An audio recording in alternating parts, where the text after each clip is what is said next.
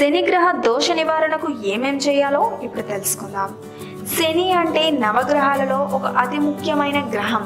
నవగ్రహాలలో 7వ వాడైన శనీశ్వరుడు సూర్య భగవానునికి ఛాయాదేవికి కలిగిన కుమారుడు.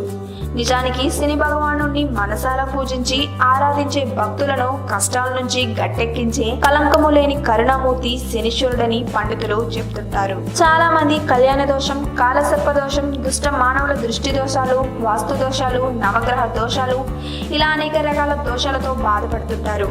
గ్రహాల్లో శని ప్రభావం చాలా ఎక్కువ. శని దోషం ఉన్నవారు సుఖశాంతులు లేకుండా బాధపడుతుంటారు. శని దోషం వల్ల ఏవో కష్ట నష్టాలు పట్టి పీడిస్తుంటాయి.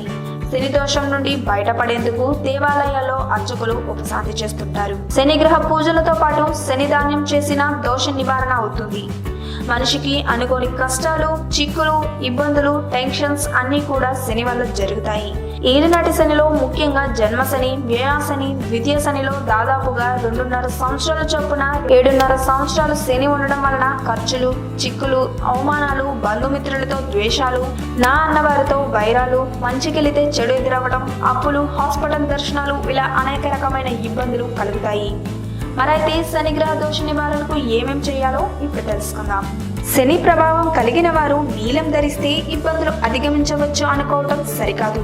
పూర్తి జాతకం చూపించుకున్నాక అవసరమైతే తప్పక ధరించాలి. శని శ్రమకారకుడు కావున సోమరితనాన్ని విడనాడి ప్రతిరోజు ఉదయాన్నే మార్నింగ్ వాక్ చేయాలి. సాధ్యమైనంత వరకు వాహనాలను వాడకుండా నడక ద్వారా పనులు చేసుకుంటే మంచిది.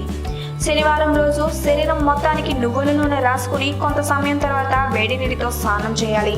తడికాలతో నిద్రించరాదు. పరిసరాలను శుభ్రంగా ఉంచుకోవాలి. ముఖ్యంగా పూజ గది, బెడ్రూమ్ పరిశుభ్రంగా ఉంచుకోవాలి. సుఖవంతమైన నిద్ర కోసం బెడ్రూమ్ లో నీలం బల్బు, బెడ్ లైట్ వేసుకోవాలి. శ్రమజీవులు అయిన చీమలకు తేనె గాని చక్కెర గాని వేయాలి. ఆవుకి బెల్లంతో కలిపిన నువ్వులను తినిపించాలి. నల్ల కుక్కలకి, కాకులకి ఆహారం వేయాలి. ప్రతిరోజు కొంత సమయం మంత్రోపసారణ చేయాలి. మెడిటేషన్ చేస్తూ గాలి పీల్చుకోవడం వలన చేస్తే వాయుకారకుడు అయిన శని తృప్తి పడతాడు. ముసలి వాళ్ళకి, మానసిక వికలాంగులకి, పశుపక్షాదులకి సహాయం చేయాలి. సేవకులను అకారణంగా దూషించకూడదు.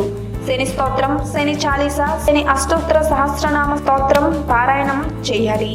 అమావాస్య రోజున కాళీ స్తోత్రం చదువుకోవాలి.